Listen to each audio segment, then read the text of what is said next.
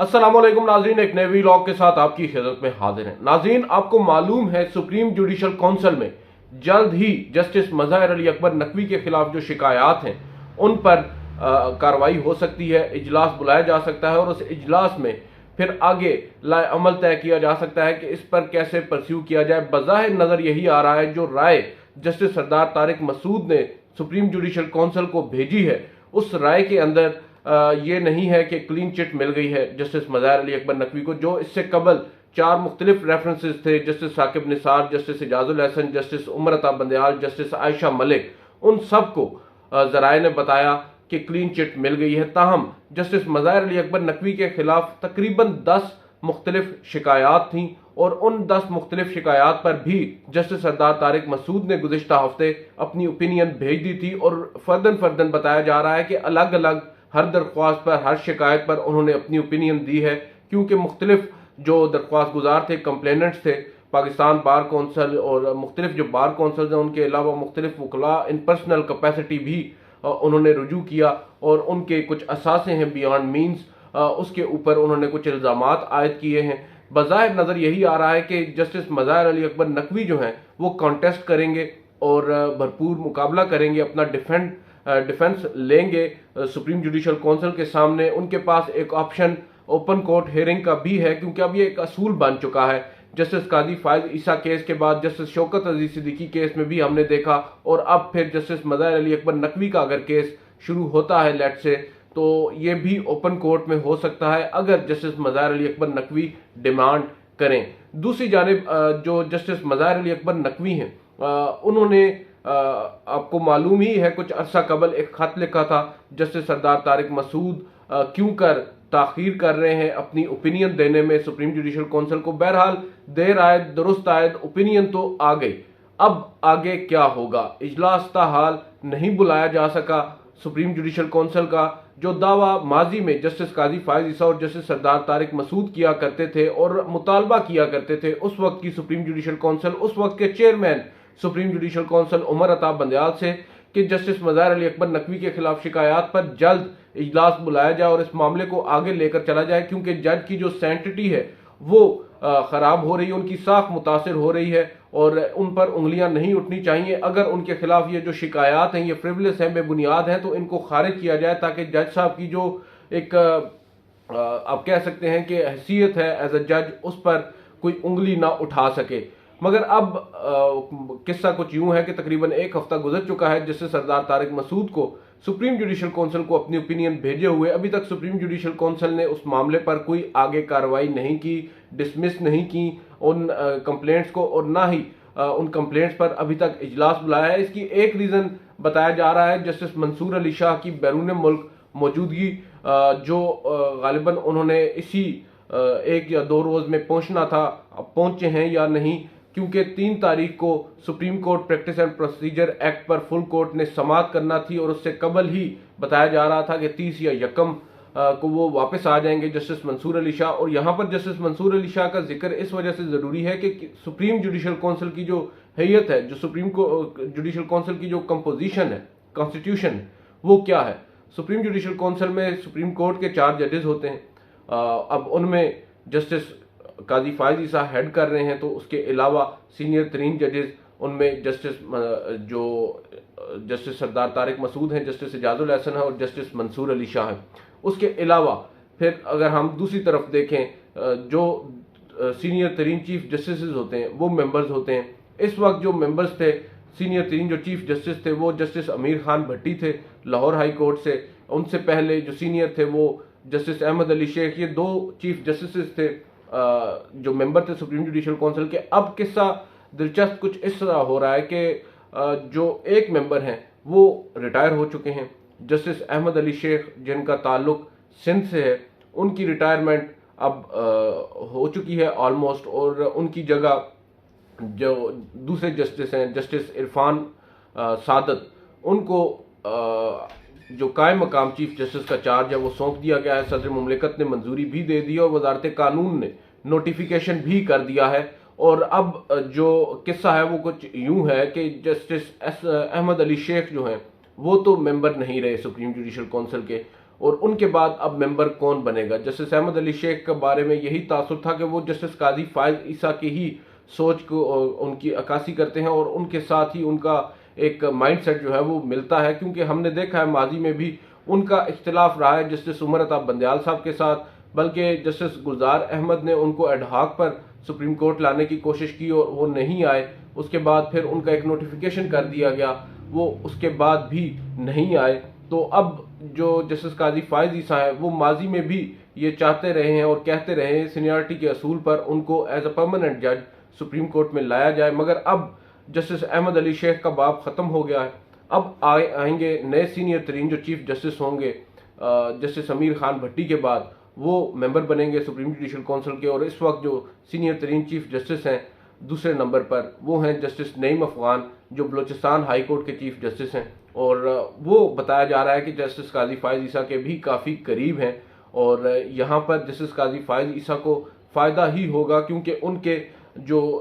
हामी जजेस हैं उनकी तादाद में इजाफा हो रहा है और उनकी तादाद जो है सुप्रीम जुडिशल काउंसिल में भी वो ज़्यादा है। और इसमें एक चीज़ और ये है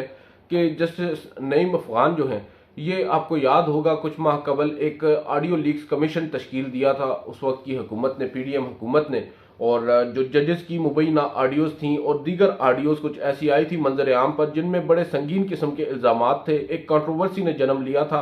और ये तमाम तर कंट्रोवर्सी भी पंजाब में इंतखाबात के केस के वक्त ही शुरू हुई थी, जिस रोज़ जस्टिस एजाजुल हसन और जस्टिस मज़ाहिर अली अकबर नकवी ने पंजाब में इंतखाबात में ताख़ीर के मामले पर नोटिस लेने का कहा और चीफ जस्टिस को नोट भेजा। उसी रोज़ शाम को एक ऑडियो इंडीबेल नामी अकाउंट से ट्विटर पर जारी कर दी गई, जिसमें मुबैना तौर पर जजेस पर यह इल्ज़ाम लगा कि वो जो क्लाइंट है उसके साथ बातचीत कर रहे हैं और मामलात को पहले से सेटल कर रहे हैं, केस लगवाने की कोशिश कर रहे हैं, उनको बेसिकली मलाइन करने की एक कोशिश अपेरेंटली की गई थी। और उसके बाद ये सिलसिला रुका नहीं। उसके बाद दीगर कई ऑडियोज़ आई जिसमें चीफ जस्टिस उस वक्त की उमर अता बंदयाल साहब की खुशदामन की भी एक ऑडियो थी और भी कई ऑडियोज़ थी। उन तमाम तर ऑडियोज़ पर प्रेस कॉन्फ्रेंसेस की हमारी हुकूमत ने उस वक्त की, और उनकी जो आप कह सकते हैं कि कानूनी हैसियत या उनकी वेरिफिकेशन को एक साइड पर रखकर पहले उस पर एक नैरेटिव बिल्ड किया गया, और जब नैरेटिव बिल्ड कर लिया गया और एक आम शहरी के जहन में ये डाल दिया गया कि ये हो रहा है हमारी अदालतों में और इस तरह इंसाफ जो है वो बिक रहा है, उसके बाद फिर एक कमीशन बना दिया गया। और वो कमीशन जो है उसकी तश्कील भी बड़ी ही कंट्रोवर्शियल थी। चीफ जस्टिस हेड करते हैं अदालतों को और उनसे पूछे बगैर, उनकी राय लिए बगैर एक कमीशन उन्हीं के जजेस पर मुश्तमिल बना दिया गया। और दिलचस्प बात यह है कि justice Qazi Faez Isa senior puisne जज सुप्रीम कोर्ट और justice Aamir Farooq Islamabad high court के chief justice, justice Naeem Afghan Balochistan high court के चीफ जस्टिस, इन 3 जजेस पर मुश्तमिल कमीशन तश्कील दे दिया गया। और अहम बात यह है कि चीफ जस्टिस को पहले तो बताया नहीं गया हुकूमत की जानिब से, और दूसरी जानिब इन जजेस ने भी अपने जो चीफ जस्टिस हैं उनको बताना ज़रूरी नहीं समझा। बहरहाल जो भी हुआ उसके बाद आपको मालूम है इजलास हुआ पहला और उसमें कुछ ग्राउंड सेट किए गए और ये नहीं बताया गया कि हम इन ऑडियोज़ में क्या देखेंगे, ये नहीं बताया कि ऑडियोज़ का सोर्स क्या है, इसको हम नहीं परख रहे। बेसिकली क्वेश्चन तो यही बनता था, उसके ऊपर काफ़ी तनकीद भी हुई। बहरहाल अब सूरत हाल ये है, ये जस्टिस नईम अफगान जो थे ये जस्टिस काजी फायज ईसा के साथ उस कमीशन में भी थे और हमने इनकी केमिस्ट्री भी देखी है। तो अब बज़ाहिर जस्टिस मज़ाहिर अली अकबर नकवी के लिए ख़तरात बढ़ते जा रहे हैं। जो उनके खिलाफ एक शिकायत का अंबार है और उस पर अगर ओपिनियन जस्टिस सरदार तारिक मसूद की इन नेगेटिव आती है, उनके अगेंस्ट आती है, तो वो ओपिनियन ही काफ़ी ज़्यादा मैटर करती है। उसके बाद की जो कार्रवाई होती है वो बेशक होती ज़रूर है मगर बराए नाम होती है और नोटिस वगैरह भी सर्व हो सकते हैं, वो अपने वकील के ज़रिए पेश भी हो सकते हैं। अब किसको वकील करेंगे? माजी में जब उनका मुकदमा यहाँ पर चला सुप्रीम जुडिशल काउंसिल में, जब वो लाहौर हाई कोर्ट के जज थे, तो एक मौके पर उनके वकील मखदूम अली खान थे और दूसरे इंस्टेंस में उनके वकील थे ख्वाजा हारिस। अब देखना होगा कि वो किसको वकील करेंगे, क्योंकि उनको वकील भी तगड़ा चाहिए होगा इस केस से खुद को निकालने के लिए। दूसरी जानिब जो वकला हैं, वकला बरादरी है, वो खुद इस दफ़ा उनके खिलाफ मुद्दई बनकर आई है, फरीक बनकर आई है और उनको इतनी बड़ी सपोर्ट जो है वो बार की तरफ से भी अक्रॉस द बोर्ड नहीं मिलेगी। एक segment supreme court bar association जो आबिद जुबैरी साहब जिसको हेड कर रहे हैं, हो सकता है वो उनको सपोर्ट ज़रूर करे, मगर ओवरऑल उनको सपोर्ट वो वाली नहीं मिलेगी जो माजी में हमने जस्टिस काजी फायज ईसा को मिलती देखी है। अब देखना होगा जस्टिस मज़ाहिर अली अकबर नकवी क्या करेंगे। जहां तक हमारी इत्तलात हैं उनका मुस्ताफ़ी होने का कोई इरादा नहीं है। ये बातें कही जा रही थी कि शायद जस्टिस मज़ाहिर अली अकबर नकवी अपनी जो इज़्ज़त है उसको बहाल रखते हुए मुस्ताफ़ी हो रहे हैं। हमारी जहाँ तक उनके करीबी ज़राए से बात हुई है हमें ये मालूम हुआ और ये कंफर्म किया गया है कि जस्टिस मज़ाहिर अली अकबर नकवी का फिल वक्त ऐसा कोई इरादा नहीं है। अब देखते हैं आगे क्या होता है। दूसरी जानिब आपको मालूम ही है जस्टिस काजी फायज ईसा साहब ने एक फुल टॉस फेंकी और बजाय इसके कि उस फुल टॉस पर छक्का मारते नवाज शरीफ साहब क्लीन बोल्ड हो गए हैं और बड़े ही उम्दा आप कह सकते हैं कि जस्टिस काजी फायज ईसा की जानिब से इनिंग्स खेली गई। उन्होंने जो फैज़ाबाद धरना केस में समाअत के दौरान एक तजवीज़ रखी, बल्कि एक तजवीज़ से ज़्यादा मेरी नज़र में वो एक ऑप्शन था कि भाई आप लोग अगर मीडिया पर बैठकर, टीवी चैनल्स पर बैठकर या मुख्तलिफ जगहों पर महफिलों में बैठकर जलसों जुलूसों में कहते हैं कि 2017-2018 में कोई और चला रहा था निज़ाम हस्ती और आपको एक चीज़ है कि आपके कुछ ग्रीवेंसेस थे, आपको हुकूमत से निकाल दिया गया, आपको जज से के ओहदे से हटा दिया गया, आपके ऊपर इल्ज़ामात लगाए गए, आप पर केसेस बनाए गए, ये सब कुछ एक मंसूबे के तहत हुआ है। आप लोग ये सब बातें कहते हैं और फिर उन्होंने अफसार आलम साहब का नाम लिए बगैर ये कहा कि आप ये कहते हैं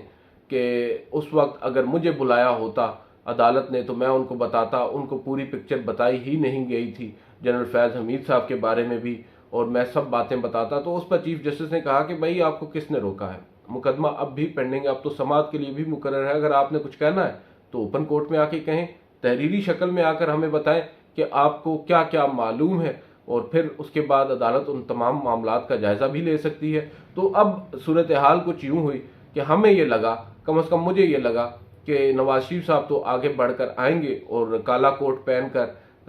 कमरा अदालत नंबर 1 में खड़े होंगे और बताएंगे जज साहब मेरे साथ ये ज्यादती हुई है, मुझे यूं निकाला गया, मुझे वैसे किया गया और मुझे हुकूमत से बाहर कर दिया गया, मुझे जेल में डाल दिया गया, मेरे खिलाफ रेफरेंसेस बना दिए गए। वो जो एक बात है कि मुझे पानामा नहीं बल्कि अकामा पर निकाला गया और एक जो पोस्ट पनामा जूरिस्प्रूडेंस है जिस पर हमें भी काफ़ी ज़्यादा तहफ़्फ़ुज़ात हैं उस पर वो बात करेंगे। हमें ये लग रहा था, मगर नवाज शरीफ साहब की जानिब से फिल वक्त तो मायूसी ही है। मैं अभी मरीम नवाज साहिबा का ट्विटर हैंडल देख रहा था और मैं ये देख रहा था कि हो सकता है मैंने कुछ मिस कर दिया हो कि उन्होंने शायद जस्टिस काजी फायज ईसा की वो जो ऑब्जर्वेशंस हैं उन पर कोई रद्द-ए-अमल दिया हो या कोई दावा किया हो कि हम आगे जा रहे हैं सुप्रीम कोर्ट में। ऐसा कुछ नहीं है, कोई उनकी तरफ से ट्वीट नहीं आया, कोई उनकी तरफ से बयान जारी नहीं हुआ, ना ही प्रेस कॉन्फ्रेंस का कोई ऐलान हुआ, ना प्रेस कॉन्फ्रेंस हुई मुस्लिम लीग नवाज की जानिब से कि वो लोग बताएं कि हम जस्टिस काजी फायज ईसा की इस पेशकश के बाद क्या करेंगे। बज़ाहिर मुझे ये लगता है कि जस्टिस काजी फायज ईसा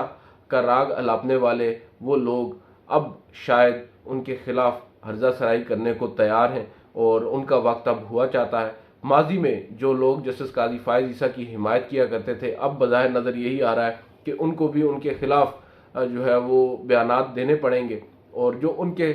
खिलाफ थे वो अब शायद जस्टिस काजी फायज ईसा की हिमायत में सामने आएंगे। मैं बात कर रहा हूँ पाकिस्तान तहरीक इंसाफ की। अगर जस्टिस काजी फायज ईसा ने वही रवैया अपनाया जो अपने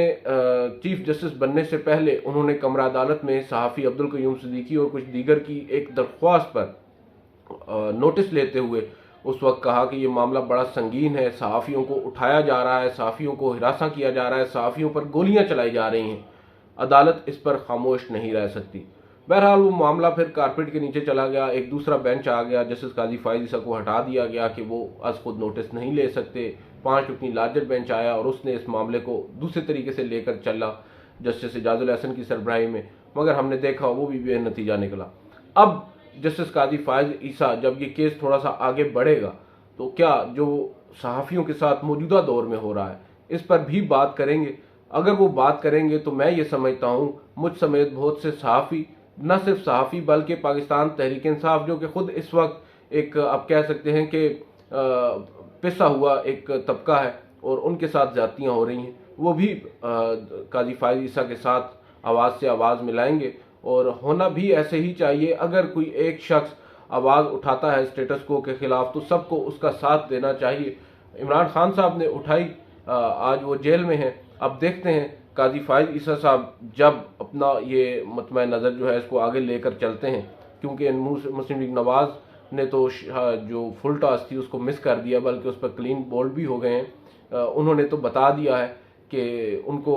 इंसाफ नहीं चाहिए, उनको इक़्तिदार चाहिए। अगर उनको इंसाफ चाहिए होता तो अदालत में आते, उनकी आने वाली जो आइंदा नस्लें हैं उनके लिए वो हीरो बन चुके होते, मगर उन्होंने दूसरा रास्ता अपनाया। उन्होंने अब फिर एक शॉर्टकट लिया है जो वो माजी में भी लेते आए हैं। उन्होंने फिर एक दफ़ा इक़्तिदार को चुना है। देखते हैं उनको इक़्तिदार मिलता है, उसके बाद कितने साल के बाद वो फिर कहते हैं कि मुझे क्यों निकाला, क्योंकि ये पाकिस्तान है और यहाँ पर तो निज़ाम हस्ती ऐसे ही चलता है। आज की इस वीडियो से इतना ही, इजाज़त दीजिए, अल्लाह हाफ़िज़।